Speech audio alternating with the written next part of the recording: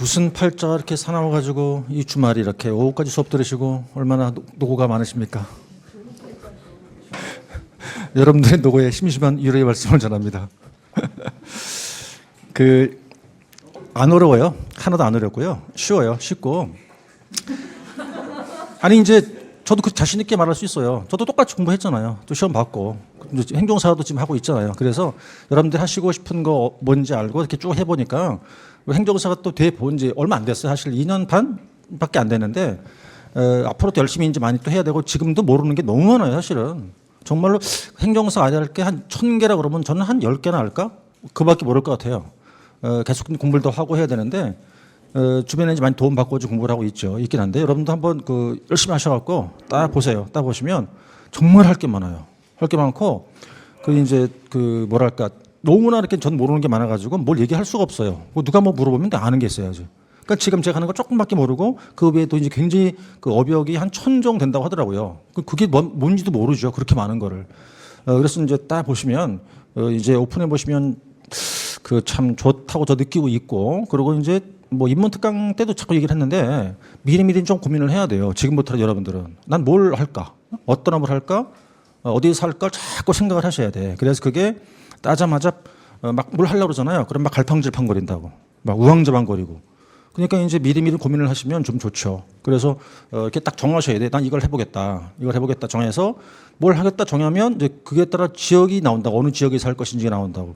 그런 게 해보니까 굉장히 중요해요. 그러니까 미리미리 좀 고민하시면 좋겠고 저는 그냥 잘 모르는 상태에서 그냥 부랴부랴 따자마자 그냥 오픈해버린 바람에 좀 애를 많이 먹죠. 출퇴근도 너무나 멀어가지고 이제 굉장히 애를 먹는데 왕복 4시간 걸려요. 매일매일 4시간이니까 그게 보통 일 아니잖아요. 그죠? 하여튼 미리 고민을 하시면 좋습니다. 자, 이제 가볼게요. 일단 요 설명 드린 것 같고요. 지금 여기서 이게 지금 이 대목차밖에 없죠. 이게 지금 목차가 붙어 있지 않거든요. 목차 붙어 있지 않으니까 뭐 붙여도 되겠고 붙이지 않아도 괜찮은데 처음에 여기를 좀 접근하려고 그러면 뭐 이렇게 와닿지를 않아요. 잘. 그래서 이게 지금 이 뜻이죠. 이 뜻이 무슨 얘기냐면 자, 행정 업무 전반을 이게 행정 업무니까 효율성과 경제성을 추구하기 위한 관리 활동이래요. 그런 요 4개를 관리 활동의 모습이라고 그래요. 이렇게 하면 효율성, 경제성을 추구할 수 있다는 거죠. 그러면 이제 어떻게 하면 첫 번째가 간소화예요. 읽어보면 되겠는데 이렇게 접근하시면 조금 처음에 수월할 수 있어요. 요 각각 첫 줄에 있는 것들을 이유로 봐야 해요. 이유. 첫 줄에 있는 걸 왜 간소화를 해야 될지 이유로 보시고 두 번째 줄에 있는 걸 그에 따른 수단으로 이해하면 돼요. 수단 또는 방안으로 이해하는 거예요. 그러면 자 보죠. 간소화를 해야 된답니다. 간소화를 해야 된대요. 왜 그럴까요? 자, 불필요한 업무를 없애고 최소의 노력으로 최대 성과를 낼 수 있도록 하면서 작업 과정의 속도를 낼 수 있도록 한다. 요거까지 볼까요? 이렇게. 그러면 간소화를 해야 할 이유가 뭐냐? 최소의 노력, 최대의 성과, 속도를 높일 수 있게끔 한다는 게 이유잖아요, 지금. 그러니까 어떻게 하면 된답니까? 자, 보고나 결제 단계를 줄이는 거 하나. 그죠? 그 다음 전자 결제를 활성화시키면 속도가 빨라지거든요. 두 번째, 그 다음 불필요한 보고서의 생산을 좀 하지 말자, 지양한다는 거예요. 이렇게 이 3가지가 간소화를 할 수 있는 방안이라는 거죠. 자, 그러면 이제 이렇게 놓고 다시 표준화 그러면 표준화 뜻이란 거는 딱 틀에 집어 넣을 수 있다는 뜻인데 왜 표준화가 돼야 되냐면 담당자가 자꾸 바뀌어도 원활하게 업무가 처리가 돼줘야 되고요. 그러면 속도가 좀 빨리 해야 되거든요. 업무 속도를. 그러기 위해서는 첫 번째 담당자 바뀐다 그랬잖아요. 그러니까 인수인계를 잘하면 돼요. 그리고 역시 전자결제를 활성화시키고 업무를 자동화시키면 속도가 빨라지겠죠. 그러니까 이제 읽으실 때 일단 첫 줄은 왜 간소화를 해야 될 것인가, 왜 표준화해야 되는가 이유로 이해를 하고 그다음 요 밑에 것들은 그에 따른 수단 이렇게 하면 되죠. 자, 여기서 이건 시험 나온 적이 없어요. 나온 적이 없는데 좀 양은 그리 많지 않지만 일단 여러분들은 나중에 가면 예를 들어서 얘를 이렇게 목차를 만들 수도 있어. 이거는 내가 여러분 스스로 목차를 만들어도 돼요. 그거는. 그럼 만약에 첫 줄에 놓고 간소화를 해야 될 이유, 두 번째 수단 이렇게 해도 된다는 거지. 땡땡 이렇게 놓고 그렇게 해도 외울 수 있다는 거죠. 지금 뭘 하자는 거냐면 일단 머리에 집어 넣으려고. 집어 넣으려고. 근데 문장 그냥 텍스트 그냥 읽으면 잘 안 들어와 이 속으로. 이게 일단 이제 내용은 이해됐다고 치고 그러니까 먼저 이해잖아. 이해. 두 번째 머리로 집어 넣어야 되잖아. 세 번째가 쓰는 거잖아요. 읽으니까 이게 어려운 말이 뭐 있어요? 다 쉬운 말이지. 이해됐잖아요. 두 번째 머리에 집어 넣어야 되잖아요. 여기 어려운데 이 텍스트로 그냥 집어 넣으니까 잘 안 들어가. 그러니까 어떻게 좀 더 쉽게 외우자? 이렇게 외우면 되잖아요. 일단은. 나머지 같은 얘기예요, 다. 그 외워놓고 나서 나중에 이걸 옮겨 쓰면 된단 말이죠, 결론이. 그러니까 자, 이제 여기서 그럼 먼저 이거부터 해볼게요. 간수화로 할 때 이유가 중요할 것 같습니까? 그렇게 할 수단이 중요할 것 같아요? 이유가 중요합니까? 수단이 중요할 것 같아요. 수단이 이게 중요하지, 이게. 네. 당연한 얘기잖아요, 그죠? 그럼 나중에 답안 쓸 때 뭔 들어가야 되겠어? 요 밑에 건 꼭 들어가야 되지. 그죠? 수단이 더 중요하니까. 여기 저거는 조문이 아니잖아요. 그러니까 이렇게 머리에 집어 넣어야 되는 거라고. 노래 넣어놓으면 나중에는 써진단 말이죠, 이렇게. 마찬가지 두 번째 보세요. 똑같은 얘기가 이렇게 지금. 네? 똑같은 얘기예요. 자, 그다음 세 번째 이제 과학화 정부화인데 여기는 말이 조금 그래요. 과학화를 왜 하자는 얘기냐? 정보통신 기술이 발달했거든요. 그러니까 이제 정확하고 빠르게 처리하게끔 하기 위해 그렇죠. 그럼 여기는 뭐냐면 시스템 세 가지를 활용하면 돼요. 하나가 전자결제 시스템. 뒤에 배울 거고, 그다음 지식행정 시스템, 협업 시스템을 활용한다. 요 세 가지예요. 그러니까 여기 이제 시스템이라는 용어가 좀 기억이 나셔야 돼. 시스템의 세 가지. 뭐 별 시스템이 다 있어요. 하다 보면. 그게 너무 막 헷갈리고 막 그러는데 어쨌든. 그 네 번째 이제 업무의 정보화예요. 그래서 일단은 간표 과정 네 가지예요. 간소화, 표준화, 과학화, 정보화 해놓고 정보화 똑같습니다. 전서나 정보를 통해서 처리 방식을 혁신적으로 개선하겠다는 게 이유가 되겠고, 그래놓고 나서 맨 밑에 볼까요? 첨단 정보통신 기술의 고입 활용. 이게 수단이에요. 이게. 이것만 들어가면 되겠네. 첨단 정보통신 기술의 도입 이렇게. 그런데 이제 그 임의로 말을 만들어도 이걸 몇 번을 읽어서 이해가 된 상태여야 손이 나갈 수 있다고. 이게. 이것만 단순히 외운다고 써지는 게 아니지 그러니까. 그래서 이걸 몇 번 해보면 문장을 만들 수 있게 돼요. 그래서 이제 지금까지 보신 건 이거는 이론을 봤어요. 이론을 봤고 우리가 지금 봤던 게 1편 1장 1절을 봤어요. 의의를 지금 쭉 보신 거야. 의의 세 가지. 그래서 그 의의를 정리를 해두시고 그다음 이제 이제 대목적 3번은 방금 봤던 거 출제가 안 됐으니까 출제 될 수 있다고 봐야겠죠. 됐습니다. 넘어가세요. 그다음에 이제 19쪽에서 2절 그냥 지나갈게요. 그냥 쭉 한번 시간 될 때 이렇게 흘러왔구나라고 알아두시면 됩니다. 그래서 현재 우리 법 이름은 29쪽 번호 21번 번호 있죠. 그게 현행법 제명입니다. 현행법 이름. 행정부의 운영과 혁신에 관한 규정해서 6월 27일자 시행이 된 법이에요. 이게 현행법이고요. 그래서 물론 이제 대통령령인데 이제 대통령과 그 시행 규칙 그게 30페이지 있죠. 22번. 이거는 이제 우리 행안부령 시행 규칙이 개정이 됐습니다. 개정된 내용이 이제 꽤 되는데 이거는 뭐 하나하나 하면서 숙제가 좀 돼 주셔야죠. 자, 31쪽 갈게요. 31쪽은 이제 3절이에요. 그래서 이 화면이 지금 제가 이 출판사에서 이 원고를 이제 그 PDF로 준 거를 제가 이제 캡처를 다 해서 이제 PPT로 만든 건데 좀 이제 일부러 크게 이렇게 했어요. 잘 보이시게 하려고. 화질이 조금 떨어지는 것 같긴 한데 보시는 데는 큰 문제는 없죠. 그럼 책을 보고 계시니까 똑같은 거 여러 책이나 이거나 지금 그대로 캡처한 거니까. 자, 그러면 이제 법 속으로 들어오세요. 법 속으로 들어왔어요. 여기가 3절이에요. 이제 법 속으로 들어오면 일단 1조. 1조는 바로 목적이죠. 목적. 한 번 더 말씀드리지만 얘는 대통령령, 모법은 정부 조직법. 그거는 우리 시험 범위 아니에요. 대통령령이고 이제 그에 따른 시행 규칙까지가 범위입니다. 그래서 앞에 이 영서 있죠. 이 영은 이란 말은 대통령령. 이 영은 쭉 내용 보시고 한번 여쭤볼게요. 여기서 한 단어를 딱 꺼내 보세요. 이걸 왜 만들었대요? 이 대통령령을 왜 만들었대요? 한 단어로 딱 얘기해봐요. 왜 만들었대요? 왜? 네? 왜 만들었대요? 행정의 효율을 높이기 위해서 만들었어요. 이게 목적이에요. 그래서 이 법 전반을 한 단어가 다 지배해요. 그게 뭐겠습니까? 효율성. 그게 다 지배한다고. 전반을 다 지배해요. 그래서 행정의 효율성을 높이는 것, 요걸 가지고 우리 이제 궁극적인 목적이다 이런 표현을 쓰게 되는 거죠. 그래서 목적은 뭐 시험 나온다 안 나온다를 떠나가지고 기본적으로 알아두는 거예요. 그거는 기본 자세라고 봐야겠지. 목적 알아두는 거는 이유를 알아야 되잖아요. 왜 만들었나. 자, 그럼 다시 여쭤볼게요. 이건 뭐 궁극적 목적이잖아요. 그럼 어떻게 하면 행정의 효율을 높일 수 있겠습니까? 수단이 두 가지가 들어가 있네. 거기 보니까 뭐 있죠? 네? 두 가지 수단이 들어가 있어. 두 가지. 어떻게 해요? 행정 업무의 간소화, 표준화, 과학화, 정보화의 도모. 요게 하나의 수단이잖아요. 두 번째 뭐 있나요? 행정 업무의 혁신. 요게 두 번째 수단이에요. 이렇게. 그래서 얘네 두 개를 수단적 성격을 띠는 간접적인 목적. 이렇게 부르는 거예요. 그래서 간단하죠. 왜 만들었답니까? 행정 효율을 높이기 위해서 만들었어요. 어떻게 하면 된다네요? 행정 업무의 간표 과정과 혁신의 도모예요. 이건 시험 나온다를 떠나가지고 목적은 기본적으로 알아두시는 거예요. 그리고 이제 그 오늘서부터 해서 시험 당일까지 여러분들은 머릿속에다 집어넣어야죠. 효율성이라는 단어를 집어넣어야 돼.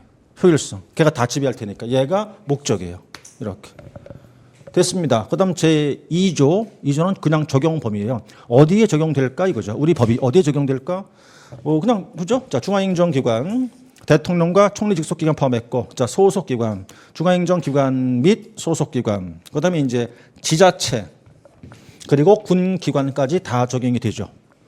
한마디로 그냥 행정기관 그러면 돼요. 행정기관. 뭐 길게 써 있지만 그냥 행정기관 이렇게 하면 돼요. 중앙행정기관과 소속기관, 그 다음 지자체, 소속기관, 군기관까지 이 영이 적용된다. 대통령령이 이렇게 되죠. 너무 외우시는 거 아니에요? 자, 그다음 넘어가서 용어정의 보세요. 용어정의가 이제 3조인데 두 번 출제했네요. 2019, 2022. 최근에 작년도 출제됐네요. 그래서 용어 정의가 모두 15개가 있습니다. 15개. 그래서 지금 이제 그 호마다 이제 3조 제1호, 2호 이렇게 읽는 건데요. 호마다 기출 표시가 돼 있고 안 돼 있고 그래요. 그럼 두 번 나왔다는 건 또 나올 수도 있고 아직 몇 개 안 낸 게 또 있어. 여기 안에. 그죠? 먼저 자 문서부터 파악해 볼까요? 3조 제1호, 3조 제2호 두 개가 이제 문서예요. 하나는 공문서, 하나는 전자문서예요. 여기서부터는 이제 법이잖아요. 법이니까 이제 법을 대할 땐 운신을 할 수가 없어요. 뭘 어떻게 할 수가 없어요 우리가. 그래서 최대한 가능한 한 법 문구 그대로 숙지가 되셔야 돼요. 뭘 이렇게 움직일 수가 없으니까 빼거나 넣을 수 없는 거니까. 자, 그럼 이제 공문서 보자고요. 공문서라는 게 뭐냐면 이건 3조 제1호입니다. 행정권에서 공무상 작성한 것도 있죠. 그리고 시행했다는 건데 이 시행이란 말은 처리했다는 것과 같은 의미예요. 도면 등 특수매체 기록 포함되어 있고 그다음 행정기관이 접수한 문서까지를 말합니다. 그러니까 다 포함되어 있어요. 작성, 시행, 접수한 모든 문서가 공문서입니다. 그러니까 작성한 것만 얘기하는 게 아니에요. 작성, 그다음 시행, 접수한 것까지. 그다음 3조 제2호가 전자문서죠. 전자문서는 정보 처리 능력 가진 장치에 의해서 전자적 형태로 작성된 것도 있고요. 보내고 받고 송수신된 것도 있고 그다음 이제 저장된 문서를 전자문서 이렇게 부르죠. 그래서 현행 우리 규정에서는 전자문서가 주가 되고 종이문서는 부가 됩니다. 그 두 개가 문서예요. 공문서, 전자문서. 이건 뭐 딱히 드릴 말씀이 없어요. 그냥 외우셔야죠. 자, 그다음에 세 번째가 이게 이제 2의 2라고 보이시죠? 요 2의 2가 금년 6월 달에 이제 추가된 신설 내용이에요, 이게. 그게 일명 개방형 문서 형식이죠. 개방형 문서 형식. 해놓고 자, 1과 2 보이는데요. 다음 조건을 갖춘 전자문서죠. 자, 그러니까 이게 2의 2잖아요. 그죠? 전자문서의 2. 요렇게요. 얘도 곧 전자문서라는 뜻이에요, 이렇게.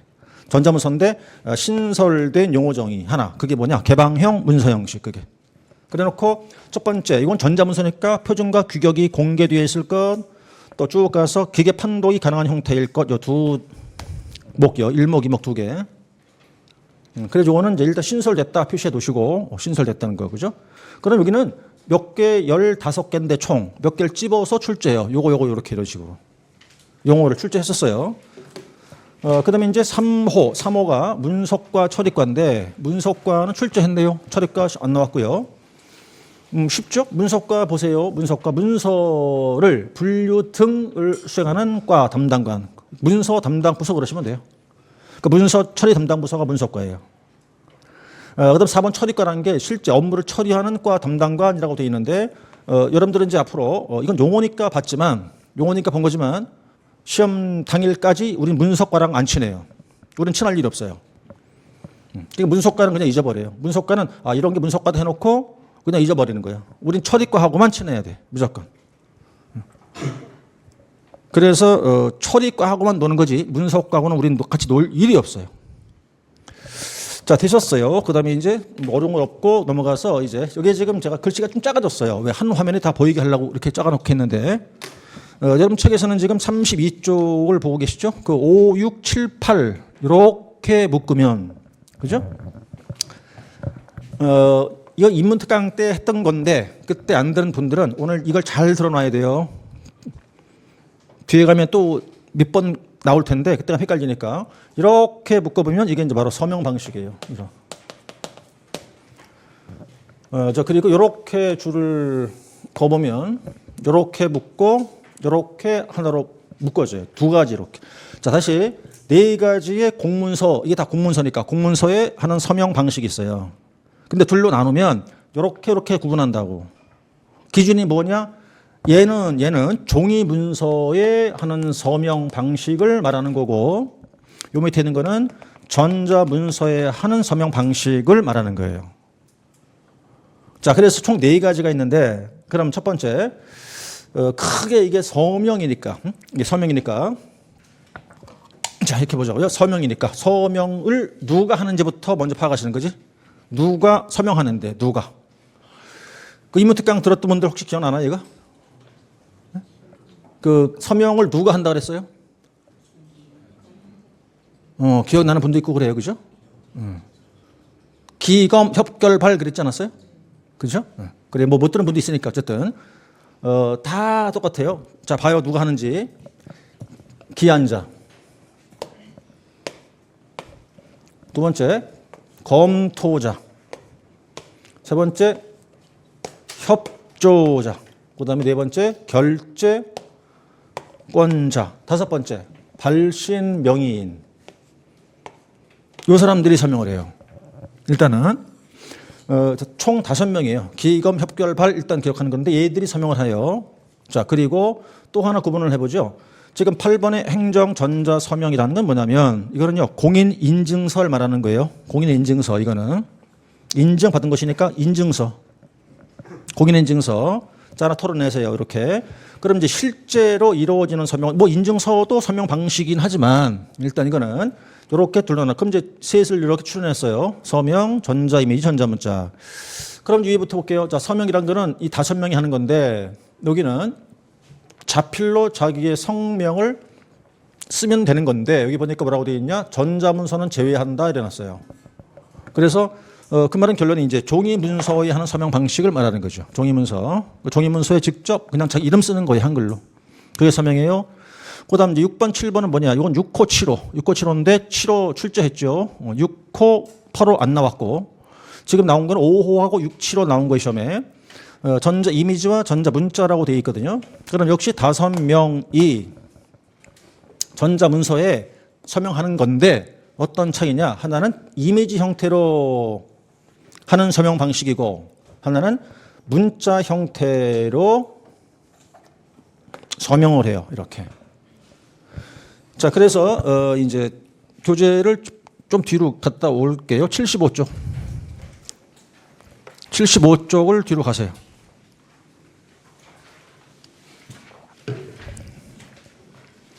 이제 그림이 하나 보일 겁니다. 이 그림은 그때 가서 설명을 또 드리겠지만 요게 뭐냐면 이게 지금 그 기한문이에요. 기한문. 문서를 처음 만들었을 때 이걸 기한문이에요. 그러면 이제 처음 듣는 분도 봐요. 거기 맨 꼭대기 행정안전부 행정기관 명이 보이고 뭐 내용 잔뜩 있죠. 그 밑에 행정안전부 장관 써 있죠. 그 행정안전부 장관 그걸 뭐라고 하느냐? 그걸 발신명의인 그래요. 그거를 발신명의인 그렇게 부르는 거예요. 그거를. 그다음 이제 까만 긴 줄 있죠? 그 밑에 맨 왼쪽에 보세요. 행정사무관 그 땡땡 써 있죠. 걔가 기한자예요. 거기가 기한자 위치예요. 그런데 기한자란 단어가 보입니까? 안 보이죠? 위치가 거기라는 거지. 그러니까 용어는 없는 거고. 가운데 자 정보공개 정책과장 김땡땡 보이죠? 걔가 검토자예요. 검토자는 기한자보다 더 높은 사람이에요. 위로 올라가는 거니까 걔가 검토자. 보다 오른쪽에 그 정보혁신기획관 전결 7월 26일자 장땡땡 보이죠? 얘가 결재권자고 얘가 그건 정결 상황은 뒤에 얘기할게요. 그다음 행정사무관 밑에 협조자라는 거 보이죠? 그죠? 근데 협조자라 요건 있네. 이거는 있네. 그죠? 걔가 누군지 모르지만 지금 옥이 없지만 거기가 협조자라고. 그러면 지금 자 기한자 고땡땡 김땡땡 검토자 장기획관 결재권자 협조자 있다고 치고 그 위에가 행안부 장관 발신 명의인. 그럼 하나 둘 셋 넷 5명이잖아 지금. 응? 그들이 하는 게 서명이고 이렇게 하는 건데 그럼 이 문서를 누가 지금 만들고 있죠? 누가? 고땡땡이 만드는 거라니까. 그죠? 고땡땡이. 이게 지금 전자문서예요. 전자문서. 그럼 컴퓨터로 프로그램 딱 실행시켜갖고 이걸 다 키보드로 입력을 하겠지. 이렇게 다다닥 칠 거 아니겠어요. 응? 칠 때 고땡땡이 내가 이렇게 키보드로 고땡땡 이름을 칠 거 아니겠냐고. 그러면 그대로 치니까 키보드로 친 곡이 그대로 기한문에 올라오겠죠. 어떻게 올라올까? 따박따박 자동 생성되는 거잖아. 키보드로 입력하니까. 그렇게 하는 게 거기 전자 문자 형태라는 거. 요 이렇게 하는 거고. 그게 전자 문자 서명이고 그렇게 하는 게 자동 생성되었다는 게 뭐냐? 키보드로 쳤다는 뜻이야. 이렇게 따다다다다다. 그 이름이 올라올 거 아니겠어요? 그 전자 문자 형태라는 거고 이미지 형태가 뭐냐 그러면 지금 그 이미지 형태는 함부로 할 수 있는 게 아니고 그 위에 행안부 장관 써 있죠 지금? 그게 뭐라고요? 그게 뭐라고? 발신 명의인 보내는 사람의 이름이란 말이에요. 근데 지금 행정 아직 건치는 안 나왔겠구나. 이 행정안전부 장관은 독임제, 행안부는 독임제라고 아직 모르실려나? 행정기관이 말이에요. 예를 들었게 자 행안부 누가 대장이에요? 행안부 장관 마음대로 다 하죠. 내가 장땡이야. 이런 걸 독임제라고 그래요. 독임제 행정기관이라 그래요. 근데 방통위원회 많죠. 위원회 많아요. 거기는 원래 뭘 해야 돼요? 결정하려고 그러면 합의를 해야 돼. 회의에서. 합의를 해야 된다고 거기는. 그러니까 거기는 위원장 마음대로 할 수 있어요? 못해. 그런 행정기관들을 합의제 이렇게 불러요. 그래서 이제 다시 뒤 나올 텐데 이 행정안전부는 장관 마음대로 할 수 있죠. 그러니까 독임제라고 그러고 항상 장관이 발신 명의가 되는 거란 말이에요. 그러면 이제 일단 지금 그 이상민 씨예요. 그 이상민 씨가 그 현재 행안부 장관 실제 이름이에요. 이 양반이 이름인데 얘를 이렇게 이제 그 사인을 만들었어요. 이렇게 사인을 했다고. 사인을 해가지고 스캐너를 딱 떴어. 그러니까 파일로 만들었지. 그래놓고는 이 기한자가 그걸 딱 불러 올리는 거죠. 이렇게. 그러면 거기 행안부 장관 바로 옆에 이렇게 탁 붙어 이렇게. 그럼 이게 지금 마치 어떻게 보여요? 이 문자처럼 보여요? 그림처럼 보여요? 이거. 그림처럼 보이죠? 이게 바로 뭐라고 한다? 그거를 전자 이미지라고 그래요. 저거를. 그럼 이제 구분은 되죠? 지금 요거는 일단 여러분이 구분만 하면 된다고 이게. 근데 뒤에 가면 이걸 또 써먹을 때 있단 말이에요. 저 한참 뒤에 가면. 어쨌든 요거는 이건 종이문서였고 전자서명인데 인증서였고 요 두 개는 형태가 달라요. 사인처럼 하는 거고 요거는 키보드로 치는 거고. 되셨죠? 여기까지 됐습니다. 넘어가세요. 자, 그럼 이제 앞으로 돌아가셔가지고 용어를 우리가 지금 보고 있어요. 계속해서.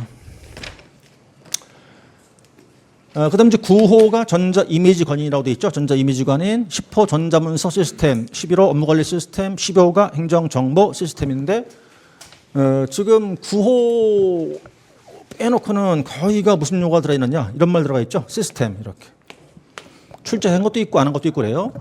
9호는 그 전자 이미지 관인이다. 관인은 뒤에 배우시겠지만 그 아주 한마디로 도장이에요. 도장. 전자 이미지 관인 도장을 실제 도장을 종이에 인주를 딱 묻혀서 꽝 찍어요. 이렇게 찍은 모습 그림자 영자 찍은 모습을 스캔을 떠서 파일로 만든 거야. 그렇게 거의 저렇게 불러요. 됐고 그다음 10호, 11호가 이게 둘 다 이제 시스템이라고 하는 건데 이제 일단 이렇게 하죠. 둘 다 비슷해요. 기능이 비슷해. 근데 얘는 좀 기능이 좁아. 얘는 넓고 얘가 훨씬 더 좋은 거야. 얘가 신식이야. 얘는 구식이고. 그렇게 접근해 가는 건데 그럼 얘는 무슨 시스템인데 오로지 문서 처리만을 하는 기능밖에 없어요. 오로지 문서 처리 과정이 굉장히 복잡해요. 문서의 기검, 기한, 검토, 협재, 결재, 등록 쭉 가서 활용까지 이렇게 길죠. 문서의 모든 처리 절차를 전자로 처리해 주는 시스템이 끝나는 거예요. 그런데 요 얘기 제가 그 인문특 강의 때 그림을 그리면서 한번 설명드린 것 같긴 한데 이게 뭐냐면 이 전자문서 시스템보다 또 확대된 기능, 또 확대된 기능이 바로 두 번째 업무관리 시스템이라고 그래요. 얘는. 그래서 얘는 이제 두 개 기능이 같이 있어요. 두 개. 얘는 지금 문서 처리밖에 못하지만 얘는 문서 처리해주는 기능도 있고 모든 업무를 전자로 처리해주는 기능이 또 있다고. 그래 여기 잘 봐봐요. 과제 관리 카드, 문서 관리 카드란 두 개의 프로그램, 소프트웨어 두 가지가 있어. 그런데 거기서 문서 관리 카드가 얘의 기능을 수행해요. 이렇게. 제가. 그래서 문서 관리 카드 갖고 모두 문서 처리 절차를 다 처리할 수 있어요. 그런데 이제 과제 관리 카드라는 게 있는데 요거는 이제 과제가 일을 말하는 건데 일을 그러니까 모든 업무 처리를 갖다가 전자로 관리해주는 시스템 이렇게 말하는 거라고요. 요건 뒤에 내용을 배우셔야 돼요. 조금 어려울 수 있는 내용인데 뒤에가 보기로 하겠고. 그다음 세 번째 건 이제 그거죠. 행정 정보 시스템 그거죠. 데이터베이스. 요거는 데이터베이스를 갖다가 이제 저렇게 부르기도 하고. 그다음 이제 13, 14호. 자, 13호가 정보통신망 정책 실명제.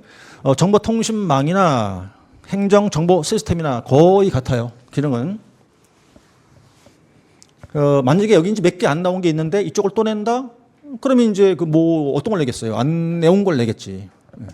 그죠? 지금 두 번 나왔으니까 여기가. 그럼 다시 나온다? 그러면 이제 안 나온 걸 추려서 여러분들 숙제하시는 거지 일단 기본적으로 먼저. 그다음 정책 실명제 요게 이제 14호입니다. 출제했네요. 작년도 출제했네 보니까. 그죠? 작년도인데 정책 실명제 이름을 밝혀라 이 소리예요. 이름을 밝혀라. 정책 투명성, 책임성 높이기 위해서 행정기관에서 정책 결정 집행에 참여한 그 사람이에요. 사람의 이름과 의견을 기록하는 제도를 이렇게 부르죠. 지금 보신 건 용어만 보신 거예요. 그냥 용어만. 근데 용어도 출제를 했잖아 두 번이나. 그죠? 숙제가 돼야겠군요. 자 이제 그래서 장을 넘겨보시죠. 그럼 교재가 넘어가서 이제 지금 34쪽을 펴보시면 그 지문이 3개 보이네요. 지문 3개. 셀프 스터디 해놓고 다음 지문에 대해서 답안을 구성해봐라라고 돼 있잖아요. 이제 작년까지는 이렇게 이제 이게 한 단원 끝나면 이게 다 했어요. 단원마다.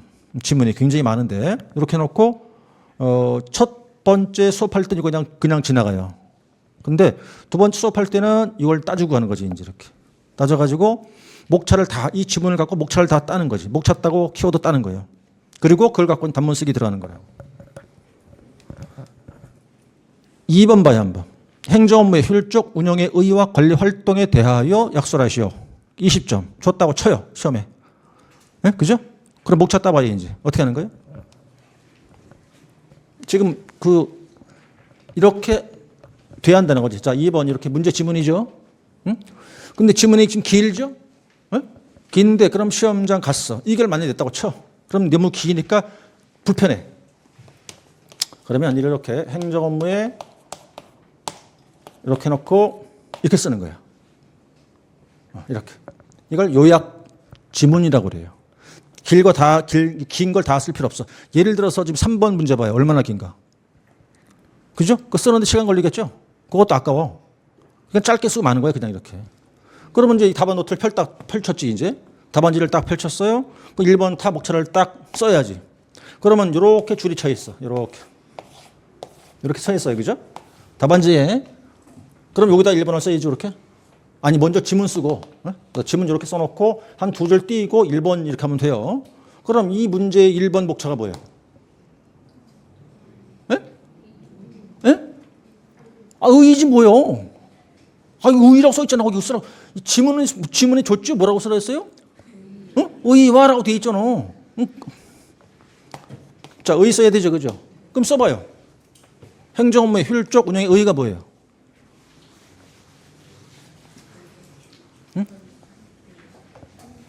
자, 일단. 자, 이게 1번에 의의 해놓고 짧게 해봅시다, 먼저. 행정 목적 달성을 위한 행정 업무에 대한 효율성, 경제성을 추구하기 위한 관리 활동을 말한다. 이러면 되겠죠, 그죠? 그죠?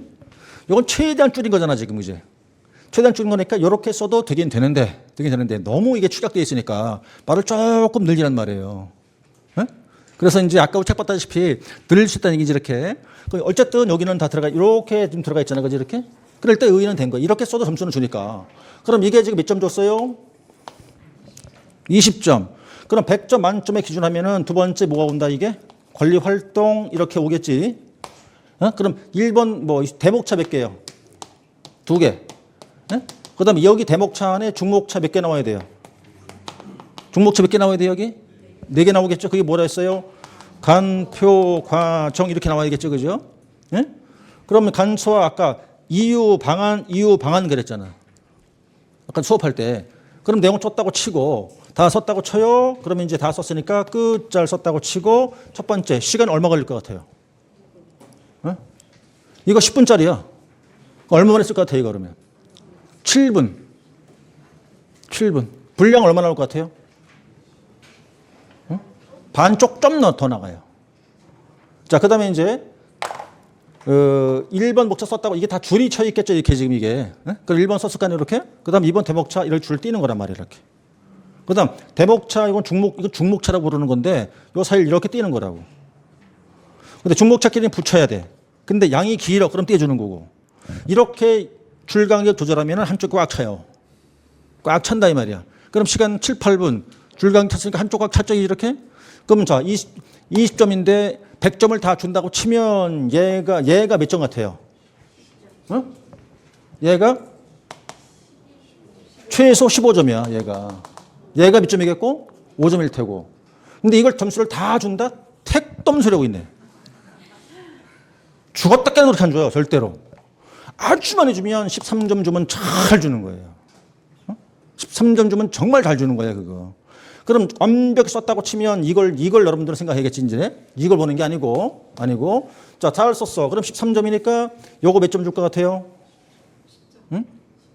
요거 한 8, 9점 주겠지. 낭먼지 예를 볼 거라고, 이렇게. 그래갖고 이거 갖다가 최고 목표는 몇 점이냐? 13점이야. 근데 이거 갖다가 얘기 만들어서 7, 8점 이렇게 맞아버리면 이제 문제가 점점 이제 심각해지는 거예요, 이렇게 이제. 이렇게. 그나마 이건 지금 문제 자체가 이제 이게 앞으로 계속 제가 수업을 하면서 쓰는 방법, 요령 이런 거를 계속 이제 그 다 설명드리긴 할 텐데 이제 이런 분을 우리가 이제 그 시험 준비를 할 때 주관식 시험을 처음 보는 분도 계신단 말이에요. 답안지를 처음 써본 분도 계실 수 있거든. 근데 그분들도 답안을 작성해야 되니까 설명드리는 건데 이런 부분들이 나중에는 이제 실제 시험장 갔을 때 꽤 도움이 될 거란 말이에요. 그래서 하여튼 저도 그렇지만 여기 이제 강의하는 사람들이 다 똑같은 사람들이에요. 다 뭐 청원에 푸른 꿈을 안고 하다가 안 돼갖고 있는 건데 다 몽땅 다. 청원에 푸른 꿈을 안고 뭐 했다가 도전 안 됐다가 이제 안 돼서 강의하는데 그만큼 많이 시험 봤단 말이에요. 우리들도 많이 시험 봤고 또 이제 당연히 이 시험도 마찬가지잖아요. 그러니까 저희들 겪었잖아요. 어떻게 답안을 써야 되고 하는 것들을 직접 시험 본 경우도 많이 있으니까. 근데 그런 거를 이렇게 노하우로 그럴까? 노하우? 그걸 전달할 수도 있고 그리고 행정사만 아니라 이제 주관식 강의를 오래 많이 했단 말이죠. 그러니까 그렇게 이제 전달을 해드릴 수 있다는 거니까 여러분들은 그냥 믿고 따라오시면 돼요. 자, 여기까지가 용어 정의였어요. 자, 됐습니다. 그러면 이제 이렇게 해서 지금 하나 문제를 풀어봤는데 요거를 여러분들이 지문을 만들 필요가 없는 거예요. 여기 다 있으니까. 그럼 우리는 이제 이 책 안에 있는 지문을 가지고 목차하고 키워드도 만들 거라고. 예? 제가 만들 거란 말이에요. 그걸 책으로 나와, 이번엔 아예. 그게 3월 달에요. 3월 달에 그거 갖고 가는 거예요, 이제.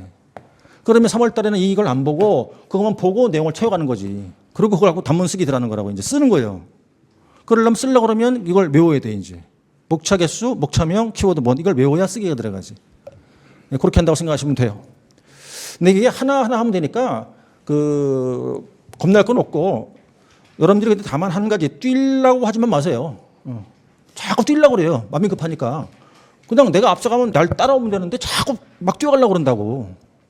막 내가 혼자 막 정리하고 맨날 이러는데 그럴 필요 없어요. 그냥 하나 하면 그대로 하시고 이렇게 따라오시면 돼요. 그럼 되는데 막 욕심을 내신다고 막. 그 욕심내지 말고 그냥 하나하나 차근차근 따라오시면 다 됩니다. 저희가 이거 하루 이틀 하는 게 아니잖아요. 제가 1회 때부터 지금까지 하고 있는 건데 오래 했다는 게 잘하는 게 아니라 뭔가 이유가 있겠지, 오래 하고 있다는 거는. 그죠? 자, 다음 2장 갈게요.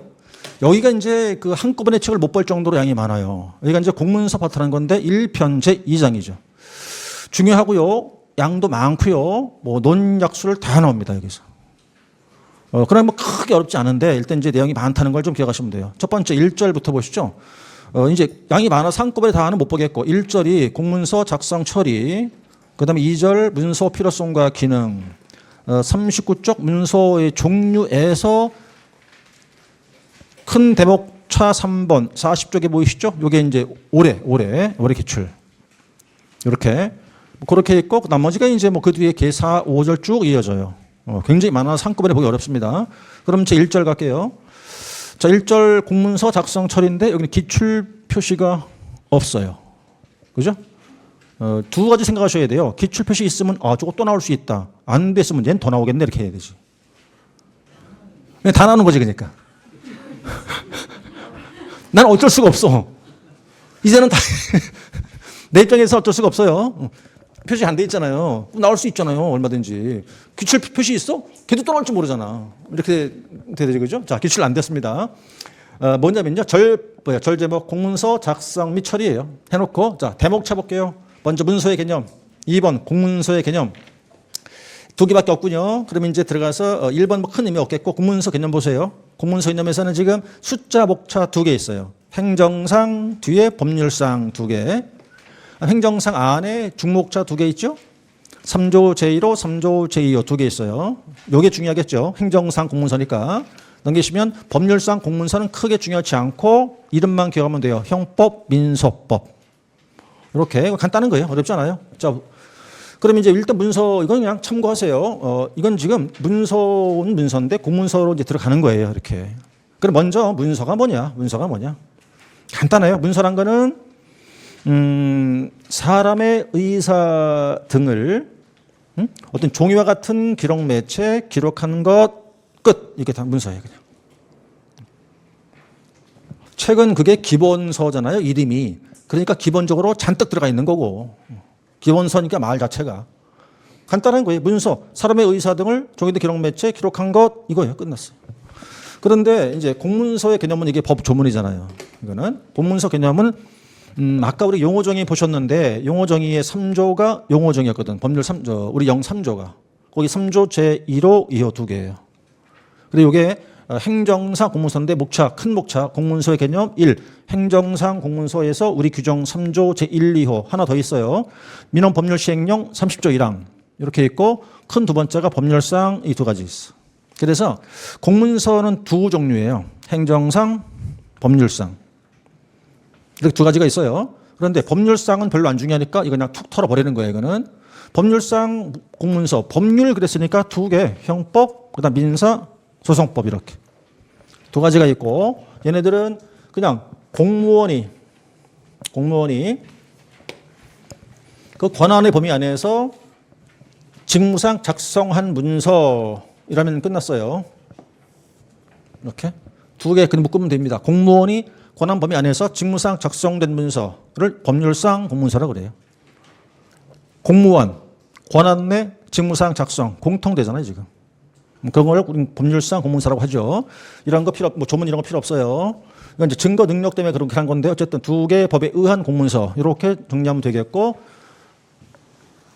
자 이제 그럼 여기는 출제가 안 됐잖아요. 출제 표시가 안 돼 있는데 만약에 공문서의 개념을 물으면 크게 했죠. 그죠? 물으면 행정상이 하나, 법률상 이렇게 구분되어 있는데 이건 참고했다고 치고 행정상 공문서를 분류하니까 자 1번 중목차, 2번 중목차 두 개가 있고 1번 중목차 안에 소목차 두 개 이렇게. 근데 세 개 다 싹 법 규정. 그러니까 여기서는 뭘 외워드렸냐? 이걸 이제 암기가 들어가야 된다는 소리지 이렇게. 그래서 먼저 3조 제1호 볼게요. 아까 봤던 거와 똑같습니다. 행정기관에서 공무상 작성, 그다음에 이제 시행, 그다음 접수한 모든 문서를 이렇게 말하고요. 전자문서 아까 봤던 거죠. 전자적 형태 작성이 되거나 송수신, 그다음 저장된 문서를 전자문서라고 하죠. 여기는 뭐 어떻게 할 수가 없어요. 문장 그대로를 그냥 외우시는 거지. 자 그리고 하나 더. 특히 법 조문을 이렇게 학습할 때 자세하나가 뭐냐면. 우리가 습관적으로 말해요. 이렇게 괄호가 있으면 그걸 그냥 쓱 지나가요. 잘 안 보고. 그러시면 안 돼요. 괄호도 꼼꼼히 봐야 돼. 근데 그 괄호 안에 뭐가 있는지. 근데 읽기 싫거든 보통 보니까. 그 괄호를 그냥 지나간단 말이죠. 여기 보니 괄호로 돼 있죠. 이 문서라는 거는 도면, 사진, 디스크, 테이프, 필름, 슬라이드 등 특수매체 기록까지를 포함이라고 돼 있잖아요. 이것도 내용을 봐주라는 거거든. 그러니까 이제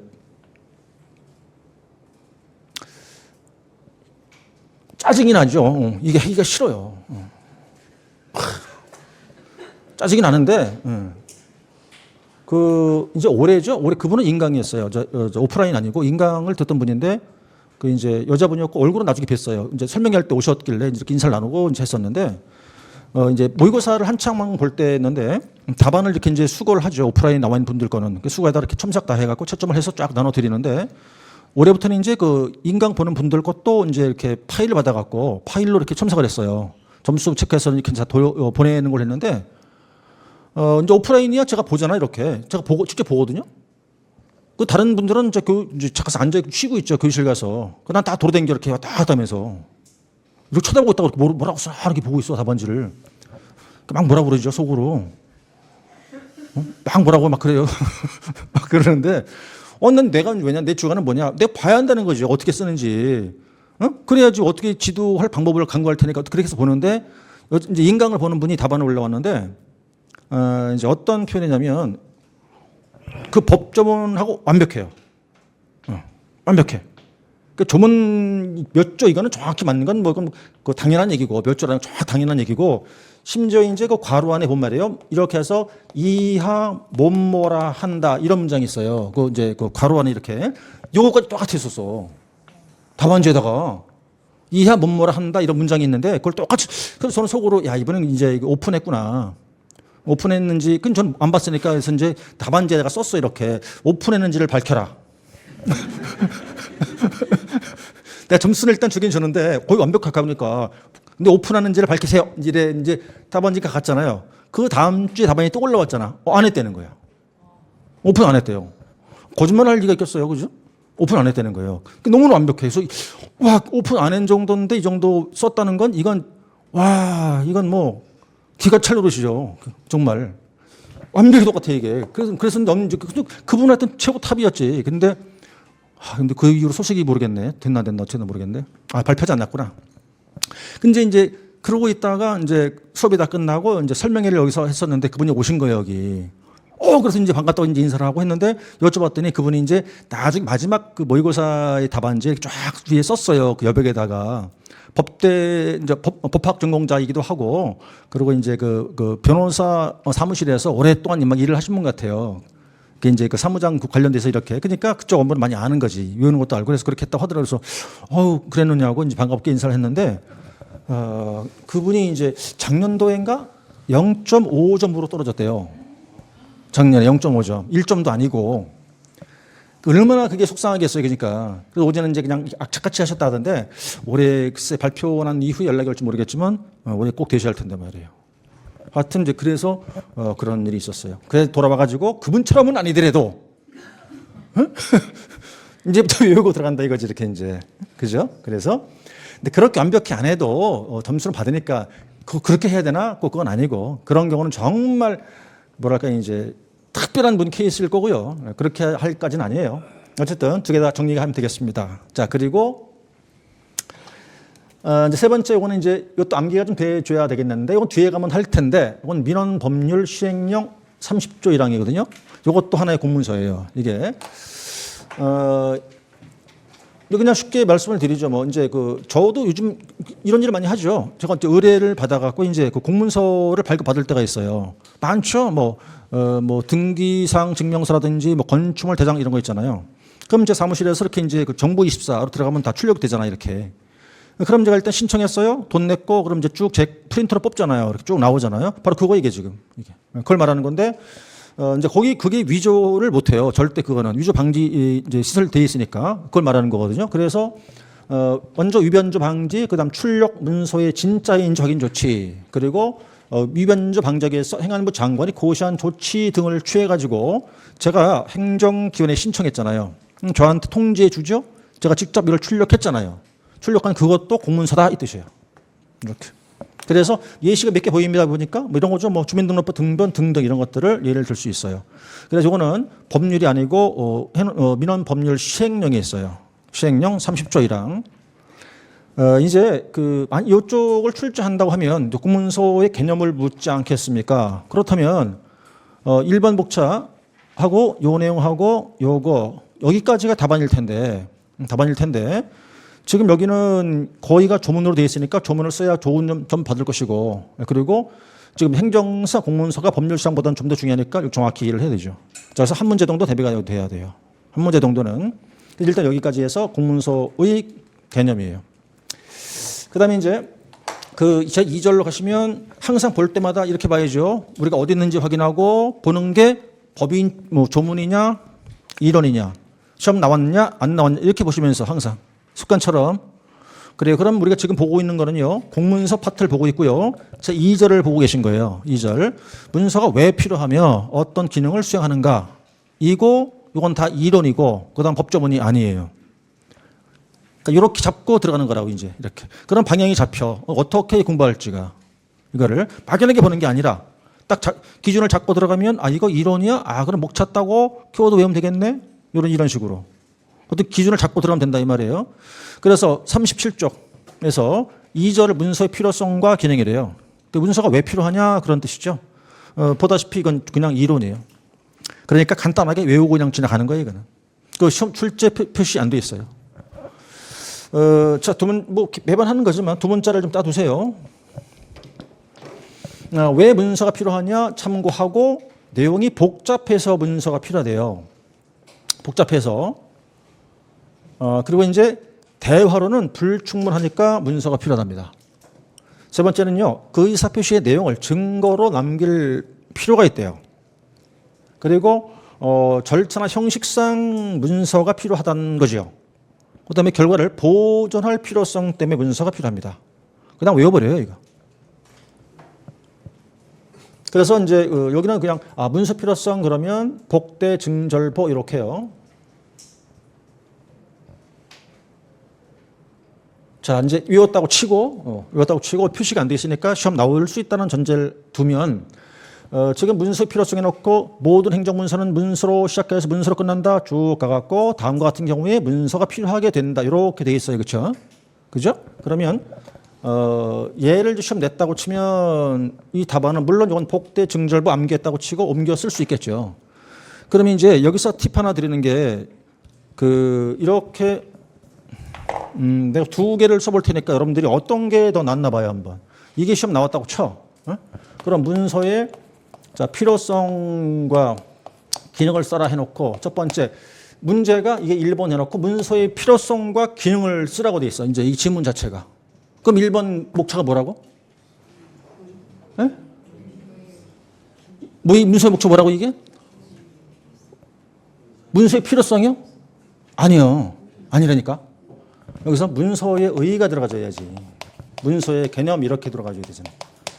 두 번째, 그 다음에 문서의 필요성 이렇게 가는 거예요. 근데 이 지문 봐봐요, 여기. 이 문서 개념 쓰란 말이 있어요, 없어요? 없죠. 근데 그 속 뜻까지 내가 알아야 돼. 네? 지문이 눈에 보이지 않아도 그 지문이 뭘 나한테 요구하는지 뜻을 알아야 한다는 거지. 그걸 일명 우리 지문 파악이라는 거야. 지문 파악. 그것까지 되려고 그러면 공부를 좀 해야 되는데 어쨌든. 여기는 지금 이게 문제라고 했을 테니까 문제 썼다고 칩시다, 이렇게. 네? 치면 문서의 필요성이잖아요. 그러면 이제 목차 그대로 끌고 오니까 이렇게 해서 5개 목차를 쓰겠죠. 네? 그럼 여기 지금 벼 있어. 자, 똑같이 얘가 갑이라는 사람이 답안 쓴 거고 얘는 이제 똑같은 지문인데 을이라는 사람이 쓴 답안이라고. 그럼 얘는 문서의 개념을 썼다고 쳐요. 그 다음에 이제 2번 대목차가 문서의 필요성 해놓고 여기서 이렇게 따왔어. 여기서부터 여기까지를. 응? 따다가 집어넣어서 이렇게 해가지고 뭐 문서는 어쩌고 해갖고 쭉 가갖고 다 같은 경우에 뭐 문서가 필요하게 된다. 이렇게 해놓고 여기도 똑같이 복대, 증절보 썼다고 쳐봐요, 이렇게. 그럼 똑같은 내용이잖아, 지금. 근데 두 사람이 답안을 냈는데 한 사람 답안은 목차는 정확히 맞아요. 이거 다 들어와 있어.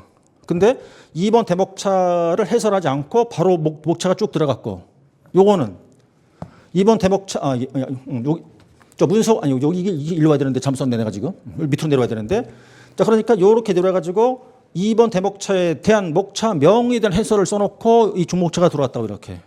네? 구분이 가져 뭔 얘기인지가. 그러면 채점자 됐다고 생각해보면 여러분들이 그럼 누굴 더 이쁘게 보이는 거야? 얘지 얘. 요 한 줄 때문에 1, 2점이 왔다 갔다 한다고 1, 2점이. 그러니까 항상 습관적으로 그냥 목차 보고 이거 쓱 지나가는 게 아니라 이걸 보고 이걸 읽고 가야지. 자꾸 읽어서 가지고 나중에 문제가 돼서 나왔을 때 어떻게 답안을 옮길지를 고민을 하는 거지 그거를. 이게 한순간에 안 되는 거라니까요. 계속 해야 돼 연습을. 이게 쉽게 하니까 하나를 배울 때라도 우리는 지금 내용은 이게 무슨 의미가 있겠어 이 내용 자체가. 아무 의미가 없는 거잖아요 이거 지금. 이게 이해하고 외운 다음에 답안을 옮겨야 되는 상황이다 보니까 그럴 때 이런 거 하나하나가 0.5점, 1점 차이가 난단 말이에요. 그래서 목차를 볼 때는 목차 이름과 목차 해설할 수 있어야 돼. 그러니까 이런 것들이 하나하나가 다 쌓여야 점수를 받고 시험장 가는 거라고 이게. 그래서 여러분들이 오늘서부터 이거 하는 거지 나 하고 이제 이거를 끊임없이. 쉬었다 합시다. 힘들어.